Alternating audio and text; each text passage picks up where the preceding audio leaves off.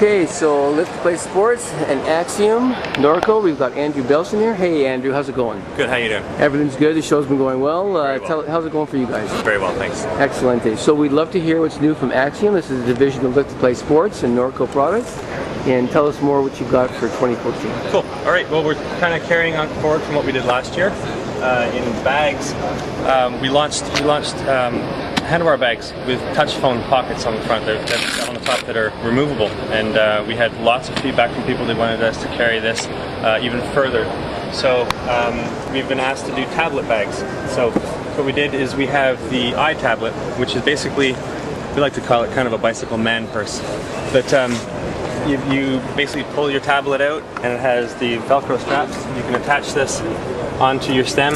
It can also be adjusted and taken off and used, so you can bring your bag along with you, log some miles, and keep your Angry Bird score high. Beautiful. So it just tucks away easily, comes out really easily, Yep. and then you can just do what you need to do, put it back in, and you're on your way. Right, and we considered using hooks on it, but we decided not to because we wanted to keep a really sleek and soft form factor, so it's just using the normal straps on it. Helps us to keep the price at a reasonable price. Also, people were asking us to do a smaller version of our Rackbook Pro that we launched last year for tablets, but this is the same bag. So that same bag mounts in the front and the back. Oh, cool. All right, so that's the same bag that we just looked at on the front of the bike. Yes. And it just goes and hooks onto the back, the rear carrier, and away you go. Yeah, and you just your typical storage areas inside, and it's also large enough you can fit an 8.5 by 11 documents. So really lightweight and flexible, and you're done. Yep. Cool.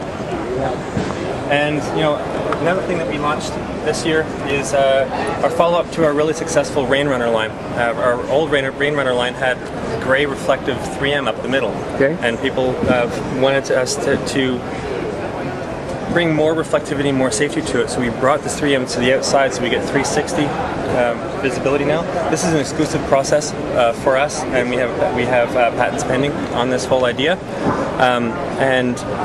So this means when headlights are hitting this product, it's visible. Safety. Yeah, when it's raining, you need to be seen. That's Right, the whole idea, right? So we've also got this really cool thing called Axle Runner. So what these are, instead of having to use elastics and rubber bands or O-rings to attach to a bike, we've built these things here that go under quick release skewers and add eyelets to bikes that don't have eyelets. So you can put fenders onto any bike. You just basically added up the ante and allowed people to have more flexibility. Right, and same with our other fenders.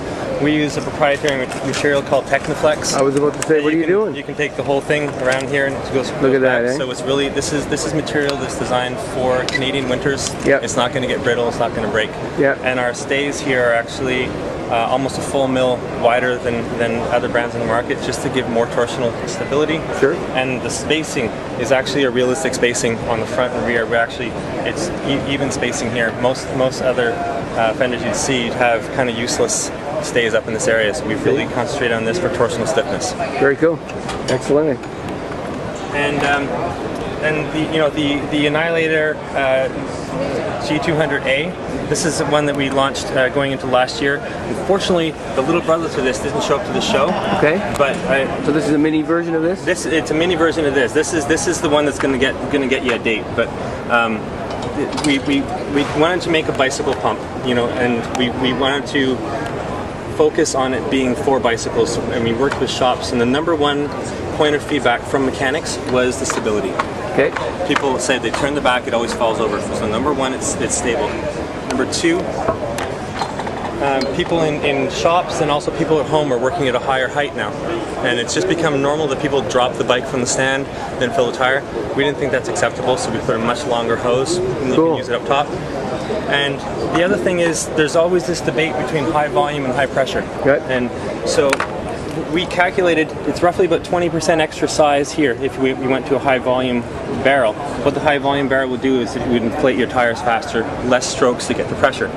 But we took that 20% of air and we added it on top of the barrel. So in the same number of strokes, you can get up to pressure, but it doesn't limit your maximum pressure. We rated this to 200 because of the resolution of the gauge, but it'll actually do 260 if you're doing keirin racing.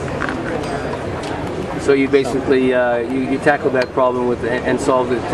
Yeah, it's just all in one go. Yeah, exactly. And then honestly, this part here is just kind of emotional for people. It's a bicycle pump, so we wanted to make it feel like bicycle pedals on the bottom. So there's pedal pins on it, and also you got lockdown grips on it, which can be customized. You can change them out to whatever you want.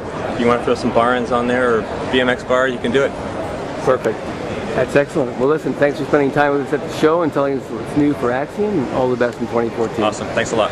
Really proud to be filling out our line with this new boot. Excellent. Sounds good. In addition,